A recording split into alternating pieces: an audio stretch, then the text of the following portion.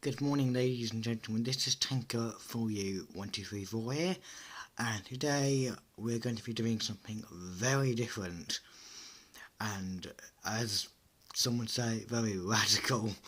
Um, Basically, what you're being shown, it is Call of War. It's a free-to-play game. You can get it on your computer. You can get it on your phone. So as you can see, I am the Empire of Japan, and this is 1939, historic World War. So I am the yellow, so that's controlled by Japan. So basically, a bit of backstory. So in 1910, Japan annexed Korea. Obviously, World War One happened, and Japan gained the Pacific Islands, so the Marshalls, the Carolines, the Marianas. They gained them. And they weren't happy with it because obviously they had an expanding population pretty quickly. So the only necessary way that they could see that was to expand into mainland China. And in 1931, they occupied Manchuria and established a puppet state of Manchukuo ruled by Puyi, who was the last emperor of China, who had abdicated in 1912, if I'm correct.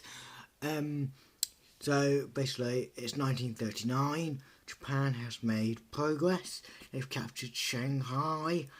They captured most of all of China that was worth capturing by 39. And basically, I can see, I think nationalist China has given up, and they're just kind of quitting because, as you can see, communist China is sparking their own civil war. So that's communist China. They declared war on nationalist China. They're having a big box up, basically. They're having a fight, simply. And I think the communists are winning. And basically, as you can see, I bet you're probably wondering why I've got my troops. Let me zoom in, find the zoom in button. Zoom button there. So zoom in about there to type Taiwan. Taiwan was then called Formosa, and only when the Republic of China, so ROC, led by Chiang Kai-shek, they fled to Taiwan. They fled there at the end of the Civil War, which had ended in 1949. Basically, I have occupied Macau, which was Portuguese, but that is what Japan did. They walked in, they took Macau, they took Hong Kong, they took Malaya, Singapore, and basically, because they occupied French Indochina, which ironically is under British occupation, northern part of it is anyway. Honestly, I don't know what the heck they were thinking. But, basically, that's British, really weird, but that's French. So, they tried to do it, and they failed, well, albeit they are AFK. So, I am just debating whether or not to give the go-ahead and invade northern part of French Indochina, Burma, I think now called Myanmar, but back then it was called Burma, and Malaya, and British North Borneo, which is there. That is basically British North Borneo. That bit is Dutch Borneo. Not planning on invading the Netherlands, East Indies, don't worry, it's just British Malaya that I want. Albeit I may do that, who knows.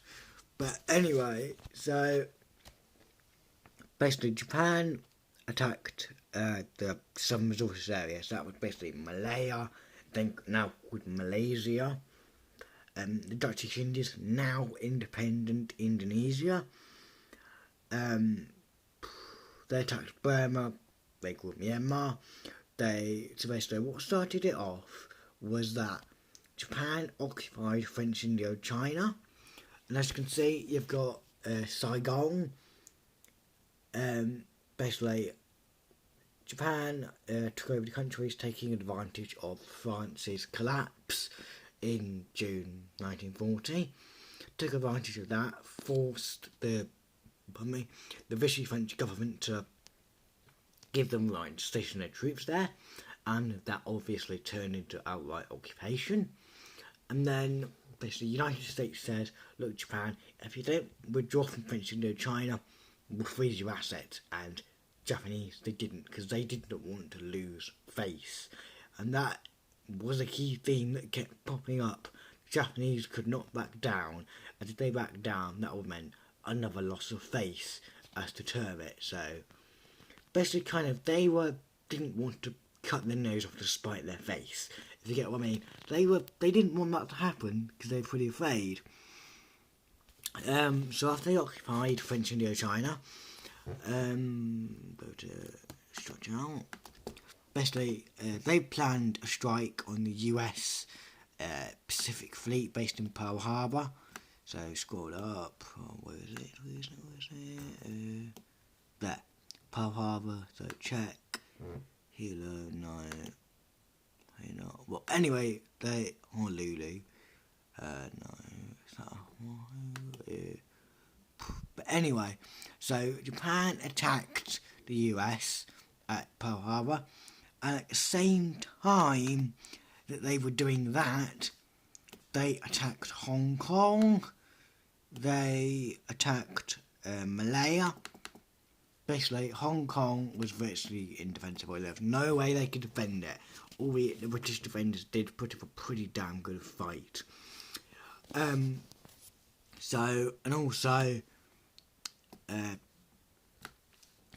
Ironically, Japan wanted to free Asia from Asians, to basically get a Great East Asia prosperity sphere.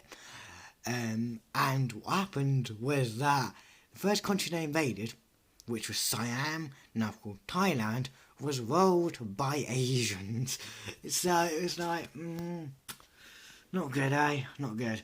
But anyway, so the Thai government didn't put up much resistance, and obviously British troops, they planned to either seize a ledge, which was inside Thailand, so inside Singapore, just like Singapore. It was a road to basically deny the Japanese usage, but they had to wait and see would Japan make the first move, and Japan did make the first move, and unfortunately for the British, they couldn't perform because their forces were extended, and the only chance that they had to stop the Japanese was that because they were too far inside Thailand, they had no way to get back to Kota Bharu, which as you can see, just leaving on there for ease, back up to there, go to there, it is why I have got, is that my troop? Yes it is, it's blurry, but yeah, that's my troops. They're waiting off Kota Bharu. There's 7 of them, 7 troops there, 4 infantry, 2 artillery and 1 tank, and basically the British, Japanese, they had 150 tanks. They weren't very good, but because the British had no tanks at all, there's no way the British could stop them. So they made 2 landings, well, obviously from attacking Siam, but also they landed at Kota Bharu, and at that point it was essentially lost. Because first of all, it was way over his head. He had no idea of what was going on, and he was trying to command it as though it was an exercise, which it wasn't, it was warfare. And basically, and the worst disaster was at sea when HMS Prince of Wales, no, not the aircraft carrier, the battleship HMS Prince of Wales, which was a King George V class battleship, and HMS Repulse, plus 4 destroyers, set off from Singapore to combat landings off either Singapore or Kota Bharu. And at that point, Japanese were looking for them. Obviously, bombers based out of Saigon had the range to reach Singapore, and those bombers, they were carrying torpedoes. The Nels, G3M Nels, they were primary torpedo bombers. The Bettys, the G4M1s, could also carry torpedoes, as well as bombs. So basically, it was pretty effective. It was a weird shock, as the Prince of Wales and passed about to find out. In the meantime, they're trying to find out, but on the Japanese side, some of the bombers were going to attack Admiral Kondo's flagship Chokai by a mistaken identity, at which point it's basically confusion on the Japanese side. Basically, one of the submarines, which was Japanese, had reported that there were 2 capital ships in the area, and of course, with the planes being dangerously low on fuel, that did not stop them. So, basically, the submarine report bounced around for about 2 hours until finally it reached Saigon, at which point those bombers took off into the South China Sea to locate the Prince of Wales and repulse, and as it turns out, they were off Kutan.